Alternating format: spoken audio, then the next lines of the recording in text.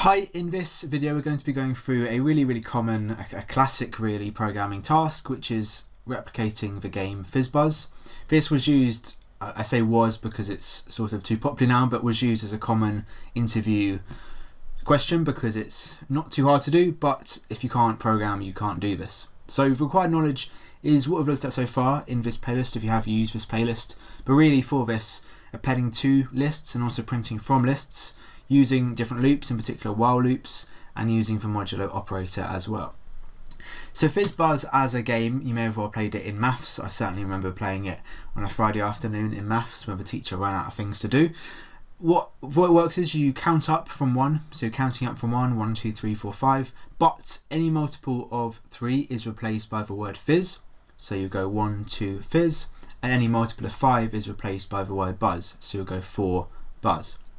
And any multiple of both 3 and 5 is replaced by the word FizzBuzz. So 15 is the lowest number, which is both a multiple of 3 and 5, and so you'll say FizzBuzz when you get to 15. However, I want to make things a little bit modified because I want to test out a few more skills. So I want your program to begin with the user being asked for how many FizzBuzzes they want printed. Usually they're asked for how many numbers they want in the sequence. Here I want them to be asked for how many FizzBuzzes they want printed. So, you know, even with 4 FizzBuzzes, you'll still get quite a long sequence, up to 60. So this sequence should be generated by a program and stored in a list. So, for example, I just gave, if you want 4 FizzBuzzes, then your list will go up to be 60, because 60 is the 4th FizzBuzz. First one is 15, second one is 30, third one is 45, and the 4th one is 60. So this should all go in a list, which there's not a ton of reason for this other than just to practice using lists. Once you have the list sort of populated with your numbers in it, you're going to then iterate through this list and output the sequence on the same line except for when FizzBuzz is printed. So like this shows at the bottom of the screen, you may want to pause it to have a look at it properly, but we've got on our first line, so the first line here is asking the user. The second line which gets outputted is the start of the sequence, which has come from that list, and it's printed sort of one after the other on one line, except for when we get to FizzBuzz at 15, and this goes on to its own line, then we go back to the normal sequence on one line, until we get to 30, where we get another FizzBuzz on its own line.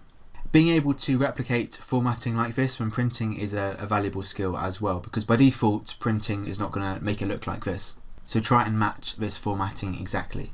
And to potentially help you build up your code, here are some success criteria which pretty much you can do in order.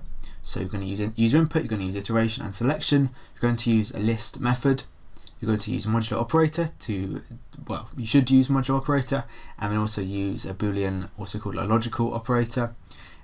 Add some comments, that's always a good idea, and then you need to print out the contents of this list in the format I specified on that slide. And if you like a bit of an extension, here are some additional criteria, not as hard as in the previous video in the sense that you shouldn't have to look anything up here. First of all, make sure the user input is sensible, so validate it to make sure it is a suitable number provided, because if they input 1,000, your sequence is going to become so long that it is not a good idea. So you can limit the number they input and also make sure it's positive and so on. Validation is checking to make sure it is suitable. You can also, instead of a 1D list, store the values in a 2D list so that you have the original numbers stored alongside their labels. Why you might want to do this, I'm not entirely sure. It's only really for practicing it, because for most of the numbers where they aren't a multiple of 3 or 5, you're just going to store 1 next to 1, 2 next to 2. But it makes a bit more sense when you have your original number and your label. Maybe you want to keep track of what the original number was. That would enable you to do it. And storing it in this 2D way is a little bit harder than in a 1D way, and also printing it out is a tiny bit harder as well. So it's good practice. And then finally, it's in italics because I haven't taught this yet. But if you know how to write a function, try and write a function for this. It's a good habit to get into dealing with parameters and return values. Okay, so now I'd strongly recommend you pause and have a go at this. It shouldn't take too long. I'll now go through the answers, but I'd really encourage you to try it yourself. Watching me do it is not nearly the same as you trying it yourself. And if you want to skip to the solution, there'll be a link in the description as well. Okay, so I've started with just my input because I think that's fairly self-explanatory now, but we need to now do a loop to actually start generating our sequence. And what type of loop would be most suitable here? We could do either a while loop or a for loop. Either is okay, you can generally interchange them, but a while loop is generally it should be used when we are not quite sure how many times it's going to repeat. A for loop is a definite loop. We know how many times it's going to repeat. Here we are reliant on the user input, and so a while loop is more suitable because we're not quite sure what's going to happen. We're relying on a condition, right? Because our condition is going to be, is our, we could set a count variable, is our count variable going to, essentially want it to loop while our count variable does not equal our specified limit by the user. So count is going to be how many FizzBuzzes we generate. So we can set these to be together, except we've got to be careful because an input is always going to be a string, and so we're trying to here, if we initialize count to be initially 0, count is an integer and FizzBuzzes is a string because I haven't casted this yet, so I've got to make sure I wrap around my input casting it to be an integer, because otherwise this comparison would always fail. We'll get stuck in an infinite loop. So we're going to, every time we come across a FizzBuzz, we're going to increment this count and eventually it will reach this limit specified by the user. We do need another counter here effectively, because this count is just for FizzBuzzes, but we also need to keep track of the actual number in our sequence. So again, let's set this to be, I guess we set this to be 1 initially because we're starting counting from 1. So now within this while loop, making sure you've got the indentation to show that it belongs to the while loop, we now need to check to see if that number is going to be one of our 3 possible labels, right? So we're now doing our selection. So if I do if number equals, and we want to see if it's going to be a multiple of 3. So actually I don't need to do, so actually I need to get rid of this equal sign because we're going to use the modulo operator here. Modulo, what it does is returns the remainder after a division. So if this number is a multiple of 3, the remainder should be 0 once we divide it by 3, right? We could then set this to be 0. So we shouldn't have any remainder if it is a clean divide, if it is a multiple in other words. And so here we are going to, this is going to be, right, this is going to be, let's just leave it for the time being, this is going to be Fizz. Then we could do an elif because we have another condition. So if that one is not true, we might say it is going to be a multiple of 5. Again, the remainder should be 0, and this will be a buzz. But if we have it to be a multiple of 3 and 5, it's going to be FizzBuzz. The issue here is, you know, if this number is a multiple of 3, this condition is going to be true, and so we're going to execute the code in here without checking to see if it's also a multiple of 5. So we need to actually amend this condition to use a Boolean value. So we use, here we want 2 conditions to be true for this if statement to be true, because we want it to be for FizzBuzz and not just Fizz. Hopefully I explained that okay. And where we can sort of combine 2 conditions in one is by, you could, you know, nest another if statement within this if statement, but actually it's more efficient and more sensible just to add in a, not like that, an and keyword, because and is a Boolean value. We're looking down here for a Boolean operator. As a Boolean operator, not a Boolean value. And what and does, if and is true only if both sides of this expression are true. So on the left hand side, number is a multiple of 3, and also the right hand side where we do the same thing but with 5, and this needs to be a multiple of 5 as well. Let's just drag that across. So both sides of this operation need to be true for the entire condition to be true.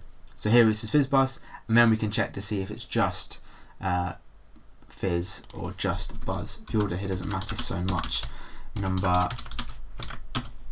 3 is, this is going to be for Fizz. Okay, and then we can add an else, because if it's not a multiple of both 3 and 5, not a multiple of 5, not a multiple of 3, it's just a normal number here, and so we just leave it how it is. So we leave it. So I'm writing these sort of bodies as comments because what we need to do in my slightly contrived scenario, we are wanting to use a list to store these values. So here we're wanting to append the value to a list. So we can use the append method on a list to do this, which is what I mean by use of a list method. But we need to initialize our list first of all. This needs to be done outside of our selection structure. So we'll put it up by these values here. If we create a list every time we are iterating through, that list will be local to that, so we don't want that.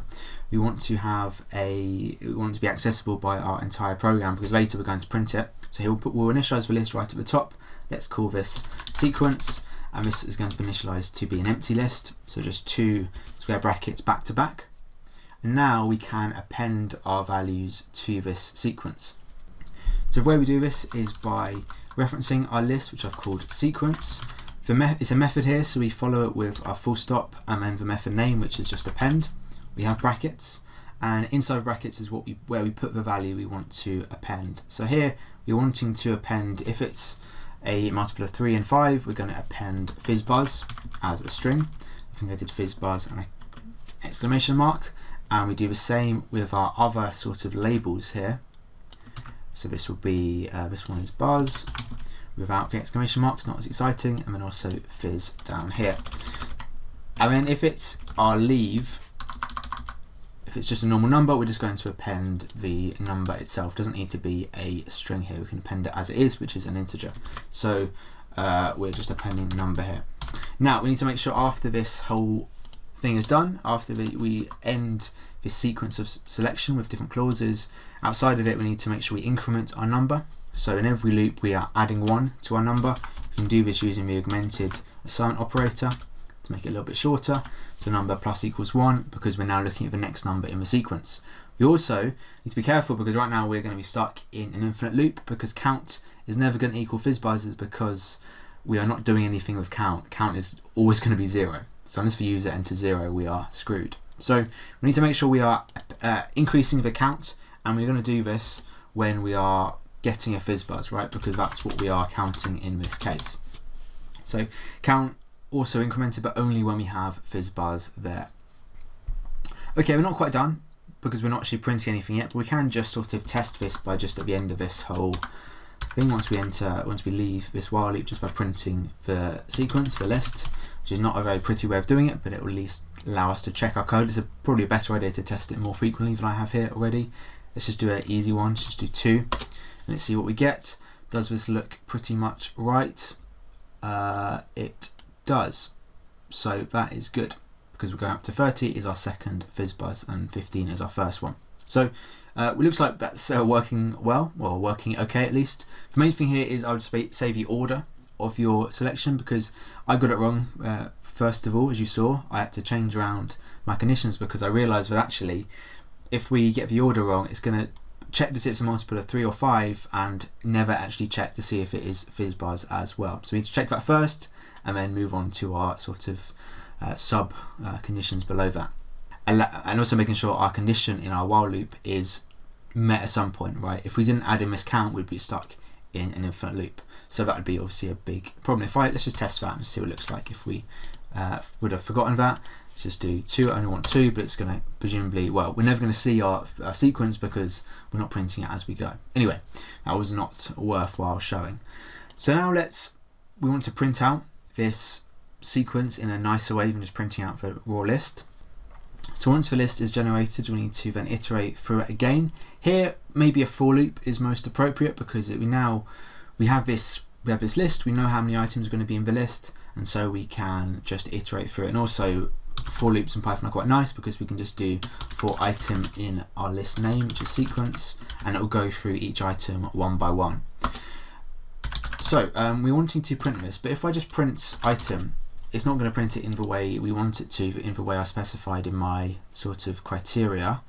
If this is going to run, let's see, because make sure I fix my code. So 2, it's just going to print it on separate lines, which is not what I specified in my description. So we want for sort of normal numbers to be all on one line, separated by commas, and FizzBuzz on its own line. So how are we going to do this?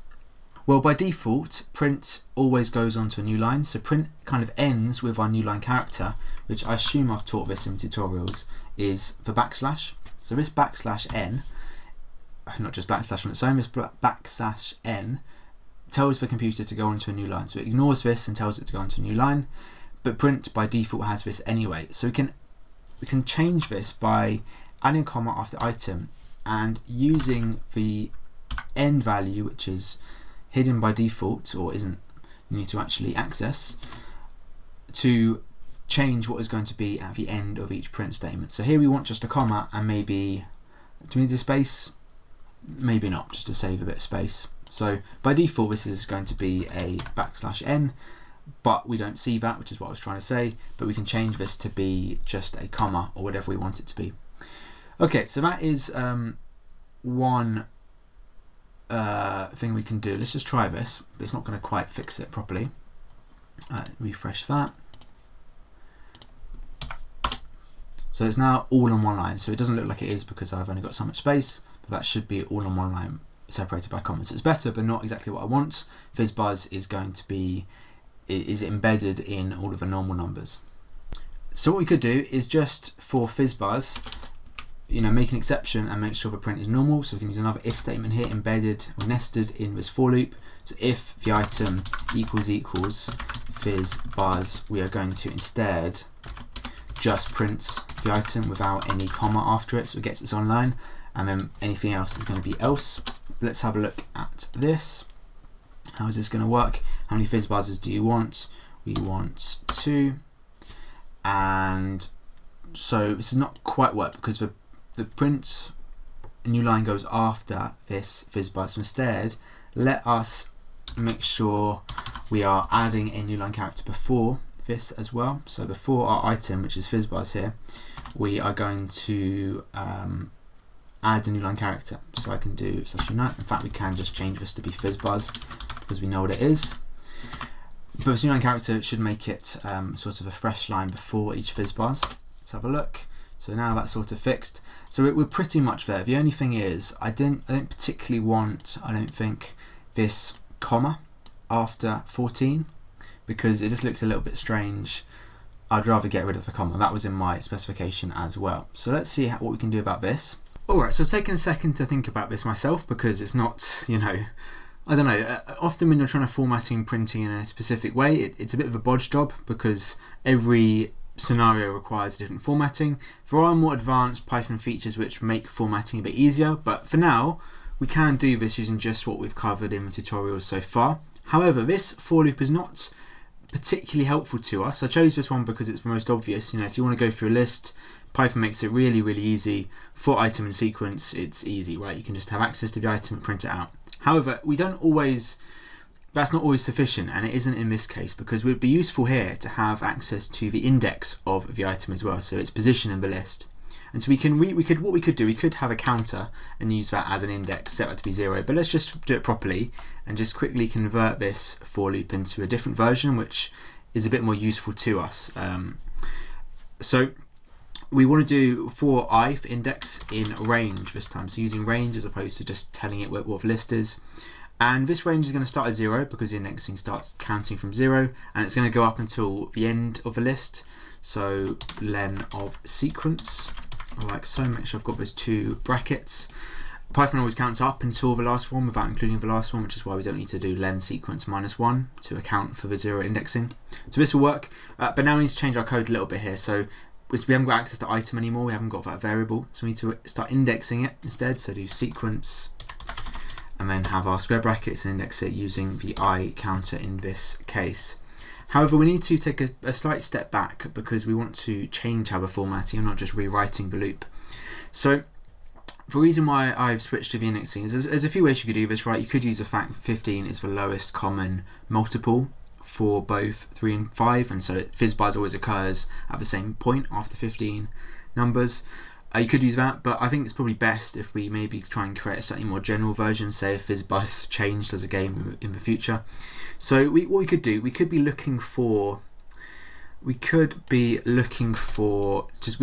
see if our value we're indexing, so sequence I, in fact, let's just edit the code we've got already here, because what I'm trying to look at, I'm trying to see if my next value is FizzBuzz, because if the next value is FizzBuzz, I need to not add the comma, right? If the next value is just another number or another label, we're just going to add a comma, we're not leaving off the comma. So here, we're just going to print the sequence itself without from the index without actually printing the comma after it. Whereas if we are doing any other situation, we're going to print the sequence of the sequence value, the item, with the comma as the ending point, right? So here the ending point is the default, a new line character. Otherwise, we're going to have a comma, but we haven't actually accounted for FizzBuzz here. So this is saying when the next item is FizzBuzz, we're going to edit how we're printing previous item. But if the elif the current item is FizzBuzz, so just I on its own, we're going to print out FizzBuzz on this new line. And because the previous print is going to, this one by default is going to add a new line, we can just print this one as FizzBuzz. Okay, so it's worth giving this a go. I do think we're going to have I can tell we're going to have an issue here because we're going to get an error right at the end. So it's printing actually how we want it to, right up until the end, right? We can see we've got the commas in the sort of midline points and not at the end, which is perfect. But we have an issue where it's going to the end, list and X is out of range. And this is because in the last instance, in the last iteration, we are trying to see what sequence I+1 is, but we're at the end. So it's trying to look for a value which doesn't exist. So we need to sort of change this to be an elif first of all, but we need to have another condition checking to see if our character, if our item is at the end of the list, because otherwise we can't do that little trick we did below. So let's just start this off with an if. And we're going to now see, so maybe the best way of seeing this is seeing if our item, you can see it normally, is the same as the last item in the list. And we can do this with a nice trick for -1 index is the last item. So we can see if our current value is the last one in the list. Maybe not the most efficient way of doing it, but it will do the job. So here we are going to, what we're going to do, just print the sequence value, which will be FizzBuzz in this case. Okay, let's have a look. Does that fix it? Let's try and find out instead of looking at the code. So yes, it appears to fix it, which is good. It's not a particularly elegant way of solving it, but often, as I say, it's sort of a bodge job. You're just trying to, look at each individual case and adapt your code to meet it. But it is a skill, definitely, being able to replicate some formatting in your code, because this is not really easy to do. And there are a few different ways in which you can do it. Again, the kind of order of our selection matters, like it did up top. I had to check to see if the value we're on is the last value before we checked anything else, because we would have had the error. So the order does matter. Elif always comes after if, but remember, if one of these, if you have a block like this, if one of the conditions is true, the other conditions don't get executed at all. Whereas if you had all ifs instead of elifs, all of these would be checked, which is not really what you want. Okay, so in terms of our core program, this is all of it except that all of our criteria, except that I'm missing some comments, so I'll quickly add those. Okay, so I've added a few comments. I mean, they're not, it can be hard teaching people to learn how to add comments, because, at sort of the early programs, comments are not always necessary, and it's tempting sometimes to add comments to every line, and actually that's over explaining it. But once you start programming properly, if you get a job doing software development, you need to add comments, because your code will just become a mess and it will become really hard to maintain. Okay, so those are all of our core requirements. To extend this, my first one was to validate the input, so check the input, make sure it's valid. Right now, if I run this, our code is not very robust. That's a strange, Replit showed that in a strange way. So if I type in ABC here as opposed to a number, we're going to get an error because we're trying to convert to an integer. It doesn't work like that. I could alternatively add, I could want for 500 FizzBuzzes, and Replit did quite a good job there actually of doing this quickly, but that's potentially, if on a slower computer, that could have taken a while, and so we want to limit the size of the input and also making sure it is a valid number. So the way we're going to do this generally is having a loop and keeping to ask the user until they get it, until they enter a valid input. So we're first of all going to ask them, that's fine, but now we're going to have a while loop here. A while loop because, again, we're not sure how many times the user's going to get it wrong. In theory, the user could get it wrong infinite number of times, and so we need a condition to control this. So while we want, let's first of all take the size of this, right? So while this number, FizzBuzzes, is less than, while it's greater than, let's say our limit should be 20, just for an example. So while it's greater than 20, we're going to just ask them again, right? And maybe we could even put a message to say, invalid, invalid. And then we're going to try again, right? And this will keep looping until we keep, if they keep entering values above 20. So it limits that, which is quite helpful maybe if your program is going to take a while to run potentially. But in terms of making sure it is a positive number, we can use a method introduced in the last challenge video called isDigit. So here we could have another while loop after this, but it's a bit kind of pointless, or a nested one. So again, we can use a Boolean value to extend this condition. And here we used and before. And needs both sides to be true for it to be true. So here, you know, that doesn't make sense, right? Because one side would be greater than 20 and one side would be a number. So they're never both going to be true. So here we need or, which is lowercase, not uppercase. Or the condition will be true with or if one side is true, even if the other one is false. So here we can use isDigit, except we're going to need to edit our code a tiny bit. So FizzBuzzes.isDigit. And what this does is this returns true if it finds a positive integer. But if it's false, which is what we care about, it will return. If it's false, it will be a negative or a string, right? So here we're going to ask them again if it is a negative number or a string. So let's run this. So we're going to have an issue because how many FizzBuzzes? You want us to try ABC. So well, first of all, our code is trying to currently convert straight away to an integer, but here we're not sure in our line 2 if actually this value is a valid integer. Same down here actually. So what we need to do is make sure we do this casting after we know the input is valid, otherwise we will be getting errors, right? So I can down here just quickly do FizzBuzzes and just change it so we are casting a previous value of FizzBuzzes to an integer. Now we know it's safe following our validation. It's a shame we can't really get this condition on one line without squeezing this down. Okay, so this I don't think will be the fix, because what I was concerned about was, I don't know why it formatted it like this. The concern was if we had, say, if we just went with 65, type error greater than is not supposed to be an integer, string, and int. Okay, so we need to actually cast FizzBuzzes up here, which is still not quite the issue I was expecting. But that's fine. It might work now. Essentially, FizzBuzzes is coming in as a string, and so we need to make sure it becomes an integer. So let's try this now. ABC invalid true. Okay, so I've realised what the issue is here, right? So we need to switch our conditions here, because the way the computer will work when it goes through this code is it will be checking the first condition, right? So the first condition before was int FizzBuzzes, but if it's a string, then clearly we have an issue here, right? So let's get rid of this, and I've just swapped these two sides of our condition around. So first of all, now it's going to check to see if this is a digit, which if it's not a digit, if it's a string, it's going to, because it's OR, it's going to automatically mean this condition is true, and so it's going to go forward into our loop. But if this is true, so it is a number, we can then cast it. So let's try this. So the order does matter here because of how we are arranging this. So let's try ABC now. Hopefully this works. It does. In fact, it says it's invalid.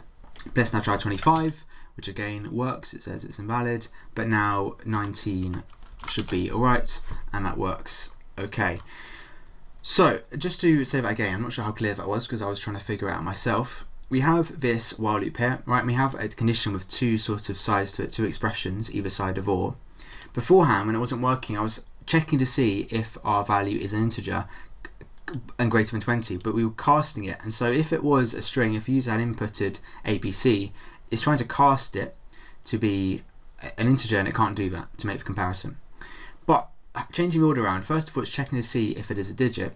If it's not a digit, meaning it's a string, then it's going to, because it's OR, the whole thing is true, and so it's going to move on to line 5 and ask again. However, if it is a digit, if it is an integer, it then moves on to check on the second condition, which will be able to then cast it because it is a number, and so we can do that comparison. So the order does matter here. You could get around that by having a nested while loop inside, but it's a little bit cleaner to have one condition like this. Okay, right, that was our first of two extension criteria doing validation. Now we want to store the values in a 2D list, like so. We have sort of a list within a list. Each list is a pair within the wider list, and we have our label next to our value. So again, a bit contrived, but it's just practice doing this, right? So we have sequence initialized here as an empty list. We can leave this, right? But we need to edit our code down here because right now we're just appending our value straight to this outer list in a way. But we need to create those sort of inner lists and put the values in the inner list and then put the inner list in the outer list, if that makes any sense. I hope it does. So we need to now assign another, or initialize another list in our while loop this time, because in each iteration we want to create a new sublist to go in our sequence list. And this sublist will just be a pair. So we can call this pair, and again let's just initialize this to be empty. So instead of appending to the sequence, we're going to append first of all to pair. So in my slide I had our label as the second item. So before this we're going to also append the value itself, which is just number. We can append that as an integer and a string. And so we need to do the same thing down here. For Fizz and Buzz it's the same sort of idea. For the else value, where it's just the number itself, it's a bit weird here, but we're just going to, for the sake of things, append this value twice, which you can just do on 2 lines like that. But now the important thing is, like where we are incrementing our number at the end of this while loop, we also need to now append our sort of just created pair to our sequence itself. So now we're going to append this sublist to the sequence list. So append, and I'm going to pass in pair like so. So now if I run this and just resize my screen, I imagine it's just going to print out, let's just reset this quickly. Imagine it's going to print out the list itself in its sort of 2D structure, which might look a little bit strange. Yeah, it is, because our code down here is now, has only got 1 index, and we should have 2 indexes to fully be able to print out a 2D list. So because we only want to, so normally for a 2D list, if we're wanting to print out every single item, we'll need 2 for loops nested within each other, but here we just want 1 value in the pair. So all we need to do is just add in a second index to all of our references down here to get the second item, which is where our label is stored, like Fizz down over here, FizzBuzz over here. We just want the label, right? So second item, and so the index will be 1, because the first item has got an index of 0. So if I just append this index onto all of our other references, we should be able to run this code fairly normally. It should be exactly the same. If I haven't missed one off, let's try it. So let's go for just 2 FizzBuzzes, and yeah, it's back to how it was before. So that is my potential solution to this problem I outlined. Hopefully you had a go at this yourself and had a good go at it. If you didn't manage to do all of it, that's absolutely fine. It is just practicing and learning and so on. So if you want to see this code, you can have a look in the description. Otherwise, thank you very much for watching.